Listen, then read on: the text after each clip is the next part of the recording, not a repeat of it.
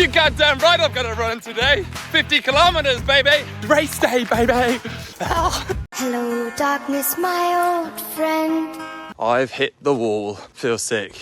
Nothing left. Can't be arsed. Literally just walking to the end now. Wish I was dead. Quick bit of context before we get into it. So this is the LDWA, Long Distance Walkers Association. They run events all over the country, anything from 10 kilometres to 100 miles. There's no fanfare, there's no medal ceremony, there's no crowds lining the streets. It's just you, a route sheet, and your own legs. This is properly old school, and this is event number 3 out of 6 for my journey to complete 6 events in 6 months in the hybrid pursuit. This will be the longest distance I've covered on foot in one go. This will be everything, the good, the bad, and there'll definitely be an ugly. You're getting all my packing from the night before, so without further ado, let's get into it. We've got everything I've laid out here that I'm packing for the event tomorrow. So there's 50 kilometers, it's not just a 10K or 20K, I'll need to make sure I fuel myself properly, and it's a really hot day tomorrow as well. So crucially, I've made this mistake before on some of my runs where I don't take a vest with me, with the running vest. It's got all your pockets in to take all the fuel you need, as well as water bottles or a camelback as well. And I can store what I need there. And as you can see, I've kind of prepped it already. Any annoying tags I've duct taped up as well. It's good to always wear what you're planning to wear beforehand, so it's tried and tested, so you don't get any niggles, bumps, scrapes, and you start, chafing 10 kilometers into a 50 kilometer race. Secondly, some people obviously have water bottles. I prefer a camelback, so I always stuff this into the back of my vest here, and then it just loops up, and I can just drink as I go. I will use. So I have different types of electrolytes and sodium. They always say you should have 500 mils of sodium to 1,000 every single hour when running or every single litre you're drinking. So I'll basically put a couple of scoops of this into here. And I've also got these, which is exactly the same as electrolytes, that when I get to the checkpoints, I'll have as well. So the 50 kilometer race is made up with checkpoint stations, and they're roughly every 10 kilometers, which is great. So normally on a 50 kilometer run, if there's no checkpoints at all, I'll be taking lots of food with me and a lot more fuel. Food such as this is highly recommended. Really, really top athlete stuff. I use this in the army all the time when I went and exercise. You can squash it up like this, and there's about 1,000 calories just in this, and it's just pure carbs, sugars. So if I had it in my bag, I could just take it out a few bites and I'm fully good to go. But because there's checkpoints tomorrow, every 10 kilometers, I won't be needing this. Instead, I've got some really good Haribo. There we go. I won't have all these in one go. I won't have them in the first 10K. They'll just be there in my pocket, in the stuff sack, just good to go. Just have every now and again when I'm feeling like I need a bit of a pickup. Next one is energy gels. Again, My Protein, favorite brand. There's about 30 grams of carbs in each of these, and they normally recommend when you're running to have, say, 60 to 90 grams of carbs. So I'll have one of these that is sort of in between the 10K stations. When I'm at the 10K stations, I'll be eating all the good stuff, the brownies, the sweets, and whatever they have there, just to get all that sugar in, get the carbs in, make sure I don't run out of energy. Cup. A lot of these stations, they don't give you your own water cup, so you make sure I have one of these, super small, and you can stuff it into my bag. Again, really easy to pack. Go there, scoop the water, done. Little angels, tell we've got kids. So it's just Vaseline. I have this underneath my arms, especially here, and protecting the goods and all areas down there, as well as the legs. Anywhere you might chafe, nipples as well, anywhere you actually might chafe, just get it on beforehand. It's better as prevention, not the cure. Make sure you just slap it on, and it's better to not feel anything during the day and have Vaseline on you than suddenly get chafing halfway through. Hot sunny day tomorrow, sunglasses. Obviously you can wear a cap or any type of hat if you wanted to keep this heat off you, but I'm just not a fan of wearing caps. Headphones, if I need them, if I feel I need a bit of a kick up the arse. Fully charged. Fully charged, good point. Because I obviously want to take you guys along the journey with me, I've got my Insta360 Go, so I can pop it out and, oh, there we go. So I've used it a lot.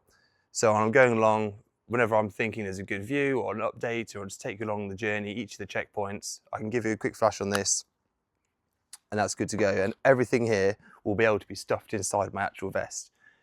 Okay, in terms of shoes, obviously this is all down to personal preference. First is comfort. You do not want to be getting blisters or getting bad feet halfway through a race, because that will just completely put you off. These are the Nike Zagama 2s. They are purpose-built trail shoes. It's extremely comfy. I wore these for a Alps marathon last year and didn't feel a thing. They're absolutely great, really, really comfortable, built for the trails, super sturdy, but they're a little bit heavy. I don't know the exact grams they are, but I'll put it up on the screen for this. But they're a little bit heavy, and because it's really dry outside, I know it's not wet. If it was winter time, I might wear these, but summertime, I wear these. These are Nike Zoom Fly 6, and these are very much built for road racing instead, tempo racing. They had the carbon fibre plate in. I would never normally recommend carbon fibre plated shoes on a trail race ever, especially for long distances. These are built for just short, fast tempo races, 5Ks, 10Ks, maybe a marathon or your tempo training. But I've worn these for about 2,000 kilometres. The plate's well gone, but I've worn these for ultra marathons before. I wore them for my 24-hour race a few weeks ago, and they're fully broken in and they're really comfortable. And I know they won't give me any issues, and they're really light as well. So I'll probably stick with these for tomorrow. Vest, make sure I don't get too hot. Spare t-shirt, which I will be packing with me, taking my run. Really, really lightweight. I won't even know it's there, but in case I get any chafing or I get a lot of salt build-up because I'll be sweating a lot, I'll bring the spare t-shirt to put on just in case. More Mile socks. I don't know the brand. I don't know if you can see that. More Mile, a great brand for socks. Really, really great brand. Really comfy. Again, I'm not there for the Instagram highlight reels looking all fashionable. I'm there for comfort. Shorts, undershorts. I'd say cycling shorts, top tip. Get the ones which have this slip-in for your phone. So I can just wear these, slip in there for a phone, slip in here for an energy gel or anything like that you need. So it's really easy to get to rather than having to reach around and try and grab other things in your pockets. You want to be able to move as quickly as you can, easily, and be able to grab things and have everything accessible rather than taking off your bag or having to get to other items that are really difficult to get to. And obviously just spare t-shirt, spare shorts and everything for after the race. Last but not least, especially when you're going on a trail run in the country and it's not just a road race, Garmin. So I've got a 965 Forerunner, and this has the navigation aspect on it. I've downloaded the map onto this watch, so I know exactly where I'm going when I'm actually there. I've recce'd the route beforehand on the map, on the satellite view, not just terrain, and I've looked at it and followed it around, so I know when I'm actually at a certain situation, 10 kilometres, I'll be looking for a church for the first checkpoint, or the second checkpoint will be at a pub. I don't know exactly where it should be, if it's to the right of me, to the left of me, if it's on a road or a track, and this is really, really good to know, backup information in your mind, especially if you're getting tired later on in the race. So that's me, I'm all prepped, I know the route, got it on my watch, shoes, clothes, all my fuel I need for the day. So now, I'll put my feet up, watch the football, get a good night's sleep, I'll see you on the start line. So we're off. 50 kilometres. So the first 500 metres already went off track. There was some tunnel I couldn't find underneath the railway bridge. But yeah, all's good. It was really bright and sunny this morning, but on the drive here, it's about an hour away. It's gone all overcast, so it's actually quite nice and cool at the minute. So I hope it stays like this. I'm just gonna keep really, really easy pace. Enjoy the countryside, but the first checkpoint is 10 kilometres away.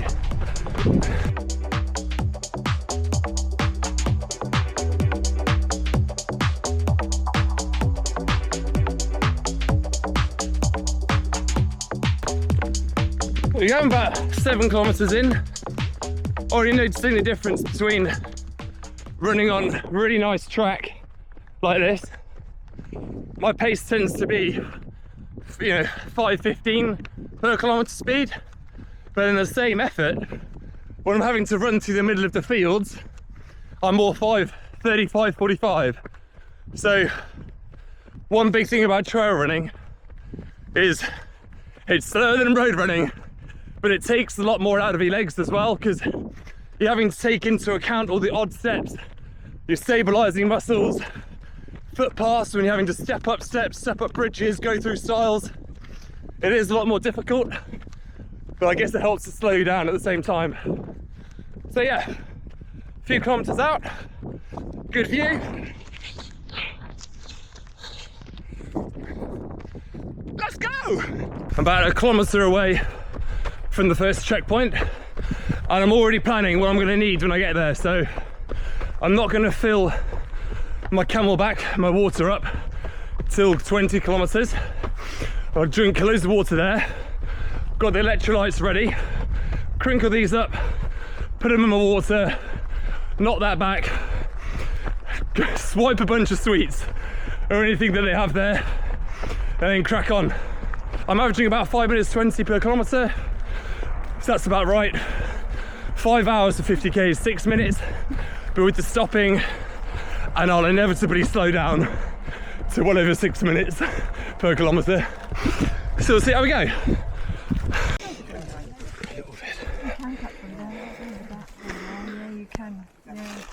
That's not that short, no. That's checkpoint 1 complete. On to the next one. So I actually, a super quick checkpoint. All I did was chuck my electrolytes into the drink, smash them down, gone. So I actually managed to be in and out of that checkpoint for that kilometre was still under 6 minutes, which was great. Again, I'm not going to be able to hold this pace all day, but we'll see how it goes. Oh, I'm 17 kilometres in at the minute, about 5:25 average speed. That's it, yeah. Weather's spot on, nice and overcast, nice and warm. Really good day. I'll check in around the second checkpoint.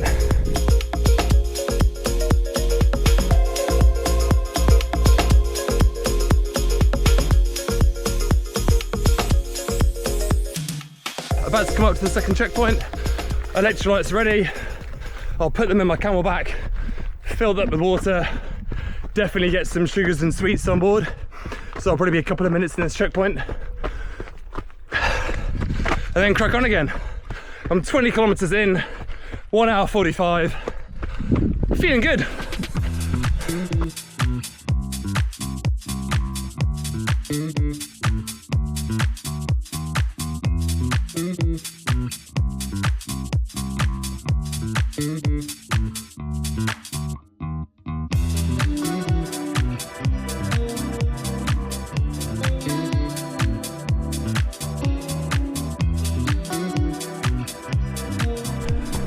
Okay, checkpoint 2 down. I spent a couple of minutes in that one, filled up my camelback, put some electrolytes in there, so I've got that to drink for the next 10-20k.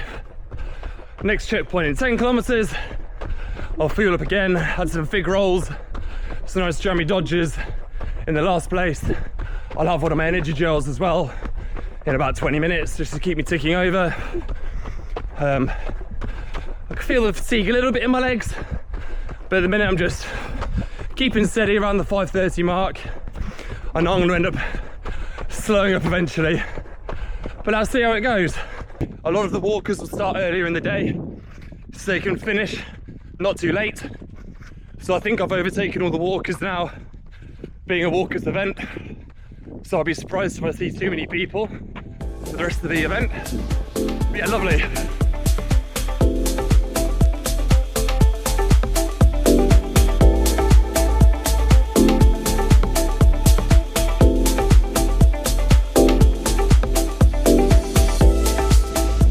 Next check-in. I'm 27 kilometers in, 2.5 hours. So technically ahead of time if I was to go under 5 hours, but the pace has slowed. I think before, at my same effort, I was going say 5 minutes 20 per kilometre, or maybe a bit faster. But after that last checkpoint, I can tell my strides aren't quite as long, and just the fatigue's coming on. Now I'm 2.5 hours in, so I make sure I keep drinking my water and electrolytes, keep the sugars coming in. My pace now is more about 5:45 minutes per kilometre, so still ahead of time, but give it another 10 kilometres and it'll probably slow again. But I'll start digging deep then, and we'll see what happens. I've also got a bit of chafing coming up just under my arm here, so I'll change into a t-shirt at the next checkpoint as well. See you there.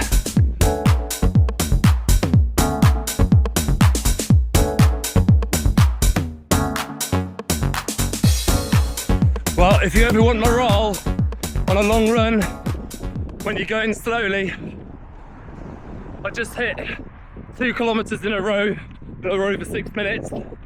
But look at this instead. Downhill, solid tarmac, beautiful. And the checkpoint's at the bottom of the hill. Yeah, buddy. I rescind that comment. For every down, there is an up.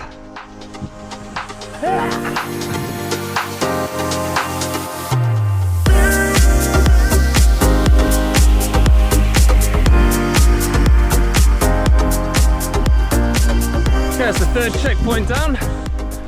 Change the top. Fig rolls, Jemmy Dodgers. I got my Haribo from last night. So I'm munching through these. This 10 kilometres. I think this 10 kilometres will be the make or break of the run. Because when you've only got 10 kilometres left, and the last 10 kilometres is mostly downhill, it should hopefully spur me on to stick to the pace. So I think this next 10 kilometres, really dig deep. This will be the make or break part of the event. All right, 33 kilometres in, about 7 kilometres to the next stop. Definitely feel the leg fatigue now. Every awkward step or step up I have to take or twist or turn on the track definitely hurts a bit more, or you feel like you're going to cramp up, or you can feel you're not quite as loose as you were before with your strides. But this is really the time just to keep chugging. Pain trains coming. Try and get to that 40 kilometre checkpoint with 1 hour to spare. And then I know exactly what I have to do to go sub 5. It's gonna be hard work. Let's go, baby!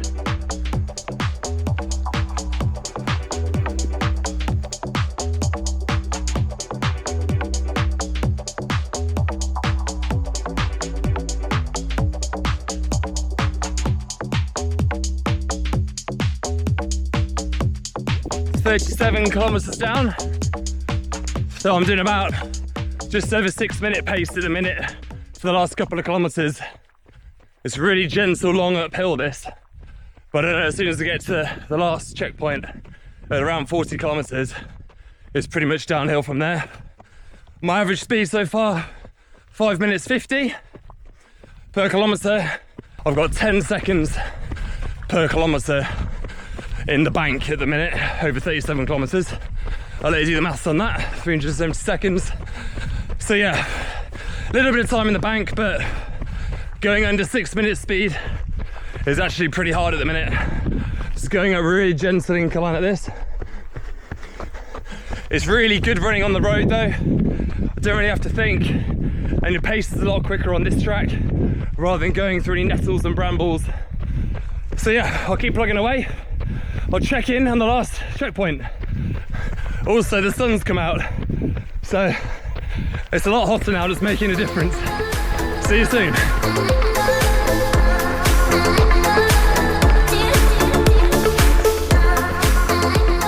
Starting to struggle now. I just hit 6:53 for my last kilometre, so I'm really slowing down. About 3 kilometres to the next checkpoint. I've got a hill coming up, and I just know I'm not going to be able to run the same speed I was going up that hill with the leg fatigue. That checkpoint is the highest point over the whole day. It's downhill from there, so either I'll just be really fatigued or I might be able to stretch my legs to make up some time there. I'm still on track at the minute, but rather than just being, 20 seconds under time for each kilometre at the start, now I'm nearly a minute over time, and that really adds up. So see how we go. I'm getting lost now as well. I'm in the pain cave,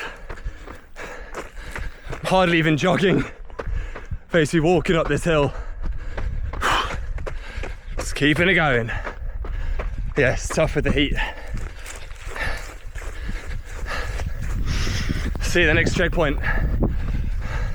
Brave for me. Hey, all right. I'm good. Well done. Cheers. Brilliant. Max Wade. That's me. Cheers. Brilliant. Oh. Let's go.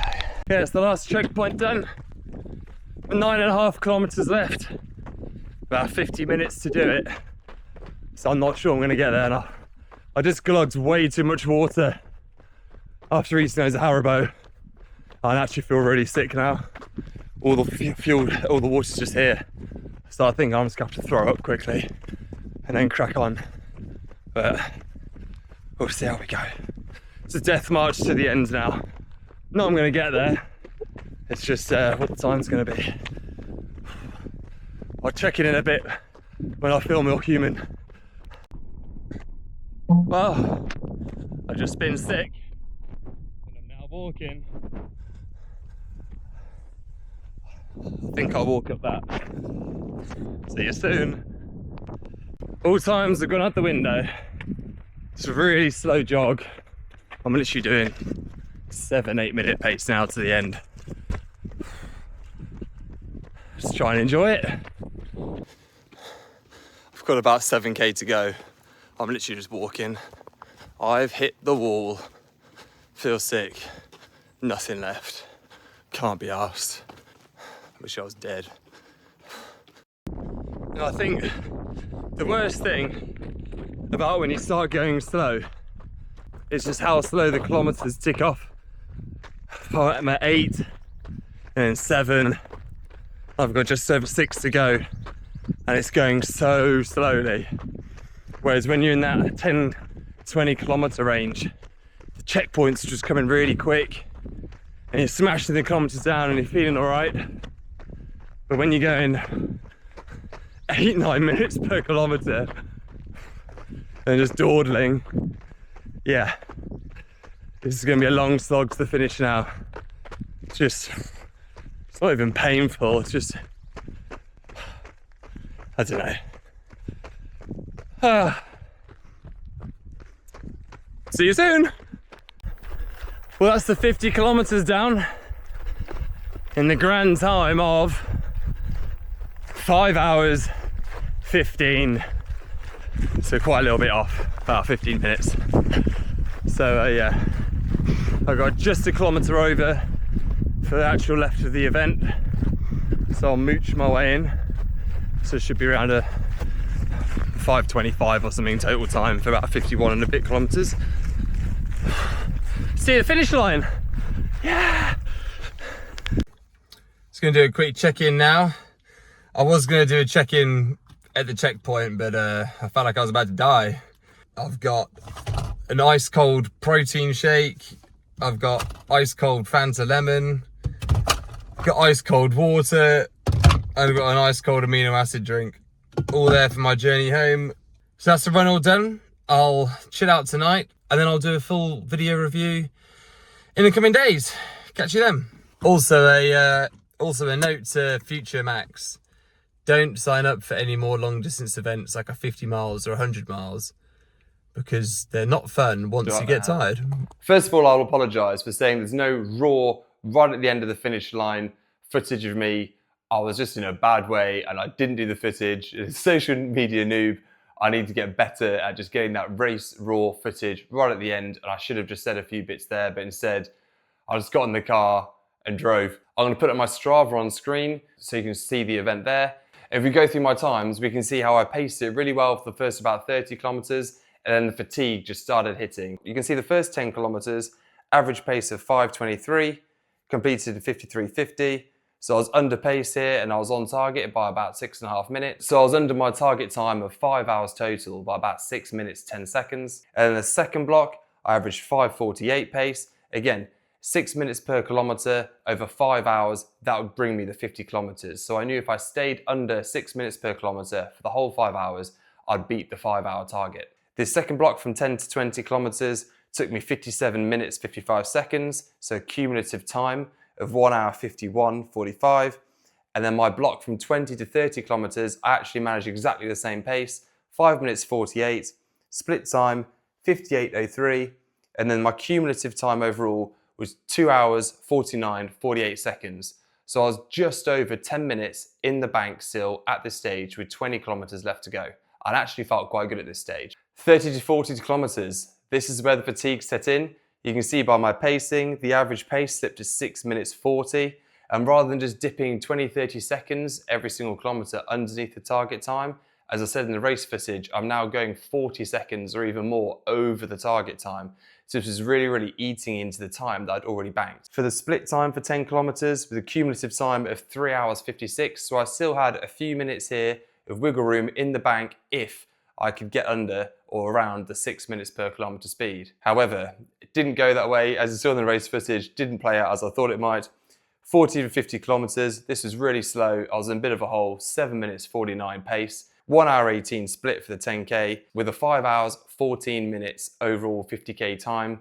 And then the actual event was just over 51 kilometres. So I've added in the extra split there, 7 minutes 26 per kilometre, and an overall time 5 hours 22 minutes 57 seconds, just over 51 kilometres. All in all, the Long Distance Walkers Association Rodent Wriggle 50K was a great event. I had some high points, I had some low points, I definitely had some uglier moments, but I'm really glad. First of all, that I actually completed the event, 51K. I was hoping to get under 5 hours. I was only just off my target and I definitely had to dig deep to try and get even close to 5 hours. It brings on a lot of learning points, whether it's fueling or just the fatigue in my legs and how to cope with that on other races or events that I might do in the future. But that's the third event down. Next up, event number 4 next month is the ATHX Games at Birmingham NEC, which I'm currently training for. You can check out my training for this on my YouTube channel, and I'll be documenting all of my setbacks, my program, my planning, what's going well, what's going right, all the way leading up to this event in August. Make sure you're subscribed, follow the journey, keep chasing the miles, lifting heavy, and I'll see you in the next one. When you're not even 20 kilometres in, but you're already dying. Ain't nothing to it but to do it.